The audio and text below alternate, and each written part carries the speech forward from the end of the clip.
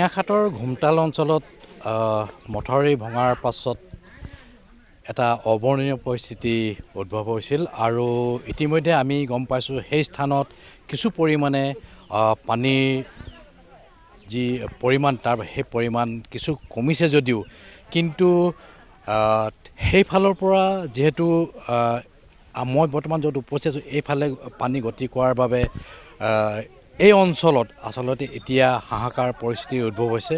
মই থকা জেগাডোখৰ হৈছে তামুলীখাট, টেঙাখাটৰ তামুলীখাট অঞ্চল আৰু তামুলীখাটৰ অঞ্চলত আমি আছোঁ। ইয়াৰ পৰিৱেশটো প্ৰথমতে দেখাই লওঁ।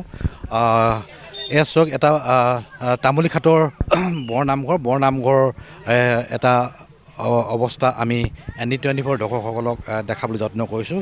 এয়া হৈছে তামুলীখাটৰ অঞ্চল আৰু সম্ভৱ হ'লে কিছু সোঁফালে মই দেখাবলৈ যত্ন কৰিছোঁ।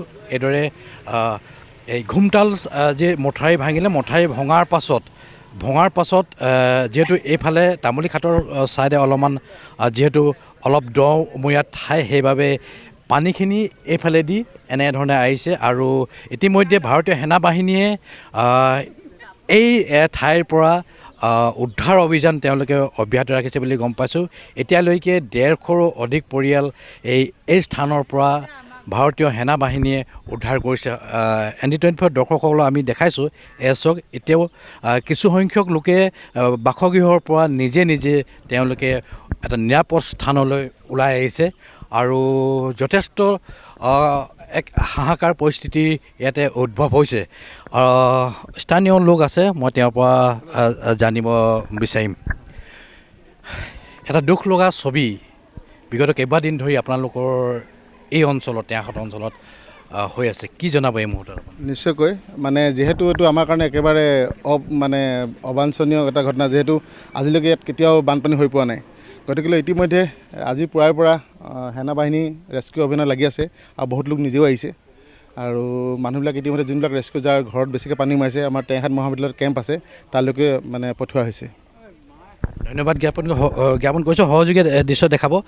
যিসকল ভাৰতীয় সেনাবাহিনী আছে, সেনাবাহিনীয়ে উদ্ধাৰ অভিযান তেওঁলোকে অব্যাহত ৰাখিছে আৰু উদ্ধাৰ কৰি এইসমূহ যিসমূহ বাছ আছে, বাছেদি টেঙাখাট মহাবিদ্যালয়ত যি অস্থায়ী শিবিৰ তেওঁলোকে বনাইছে, তাতে ইয়াৰ পৰা উদ্ধাৰ কৰি তাত নিয়ে। বাইদেউ এগৰাকী আছে। বাইদেউ, আপুনি এয়াৰে নেকি? হয়, সেইটো আমাৰ ঘৰ। কি ক'ব বানপানীৰ বিষয়ে? এই দেখা নাই, এইবাৰ প্ৰথম দেখিছোঁ আৰু খোৱা বোৱা নাই, কালিৰ পৰা এনেকৈ আছোঁ আৰু কি কৰিব এতিয়া।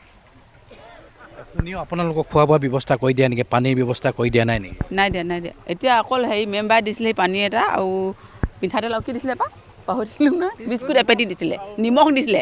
ভাতকেইটা নিদিলে, নিমখখিনি কিহৰ খাম আকৌ?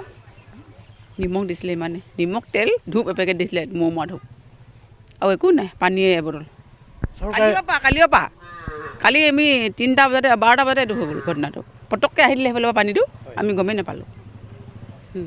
চৰকাৰে বহুত দিছোঁ বুলি কৈছে। দিছে আকৌ দিয়া, সেইটোৱে লাগে। সোধকচোন, কাক সোধক, চবকে সোধক, একোৱে দিয়া নাই। খালি দূৰৰ পৰা মানুহখিনি আনি আছে। এতিয়া আমি যাবলৈ ওলাই আছোঁ শিবিৰলৈ, কেনেকৈ যাওঁ? গাড়ীখন এতিয়া ৰৈ আছে বাৰু, কিন্তু মানুহখিনি আহি পোৱাহি নাই যাবৰ কাৰণে। খোৱা বোৱা নাই। এই পেহী ঘৰতে খালোঁ ভাত ইমানকেইটামান, সিমানে। সেনেকৈ আছোঁ ৰাতিপুৱা। ধন্যবাদ জ্ঞাপন কৰিছোঁ। এটা অবৰ্ণনীয় পৰিস্থিতি বৰ্ণনা কৰিব আচলতে পৰা নাযায়।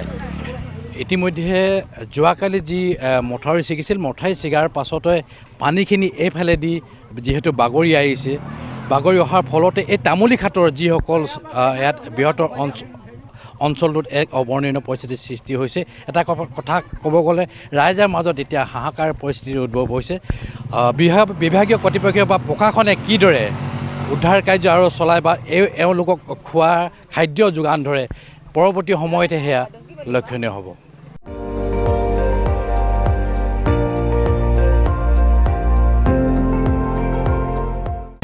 আপুনি চাই আছে ND24, সৰ্বশ্ৰেষ্ঠ নহয়, সৰ্বোত্তমৰ দৌৰ।